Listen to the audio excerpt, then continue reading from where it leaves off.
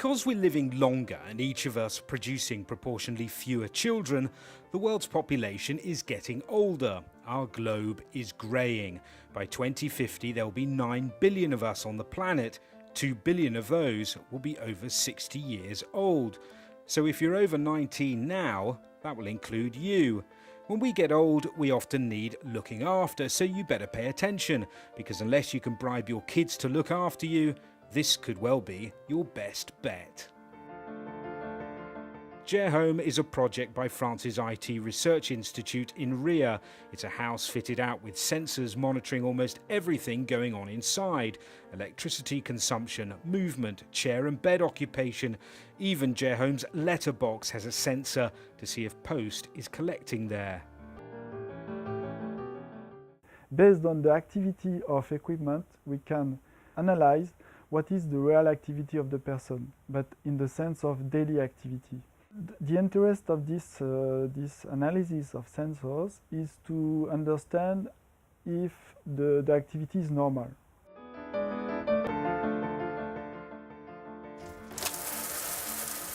The shower has sensors on its pipes to show carers if the occupant is looking after themselves.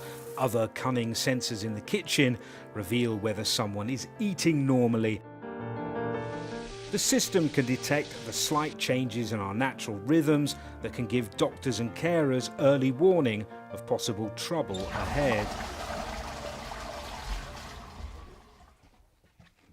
If you look under here, there are sensors that detect how much water is used in this sink. The aim is to move away from issuing old people with red alarm buttons that they press in a crisis. The aim instead is to look at the gradual deterioration in someone's condition and act on that instead. This is not to be seen as an emergency system, because this is a very difficult problem. This is another problem. We try to see the problem another way and to monitor the habits of living and to detect what is going differently from usually, and because some kind of evolutions, such as the sleeping periods for instance, can be the sign of some kind of weakness. The secret to the system is how the raw data is analysed. Take, for example, video pictures, which can now be interpreted for surveillance, but also for analysing behaviour through posture.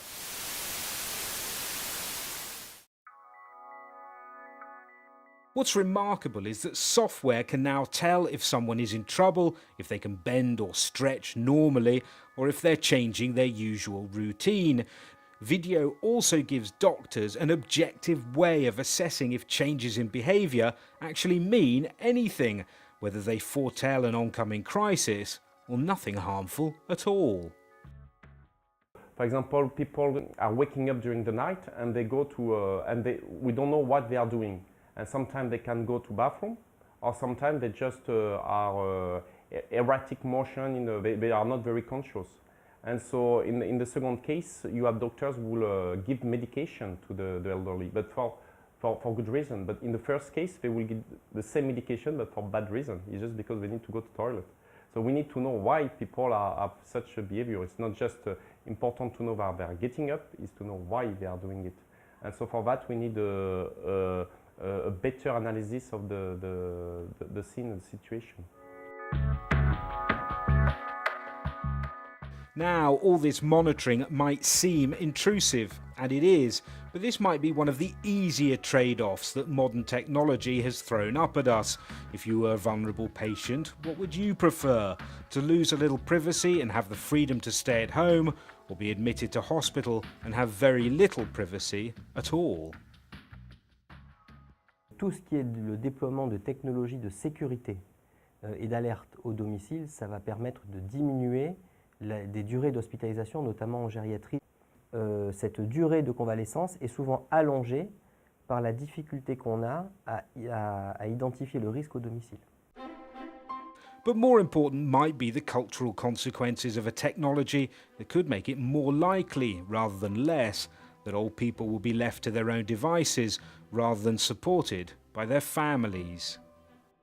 The danger is that this kind of system could tend to loosen the links between family members, and we know this can happen. But the idea there was to bring a tool, in fact, to help situations where, because of the actual way of living of families, members are spread over territories, so they cannot always physically meet their parents even when they want to. So it's a way to keep some kind of link, and also to alert emergency people, for instance, or doctors, that something is going the wrong way, for instance. It's a sad fact of modern life that many of us have to uproot and move house to find work, but fact it is. France's Gerhome could be an invaluable tool, keeping a watchful eye on the otherwise isolated and vulnerable individuals left at home.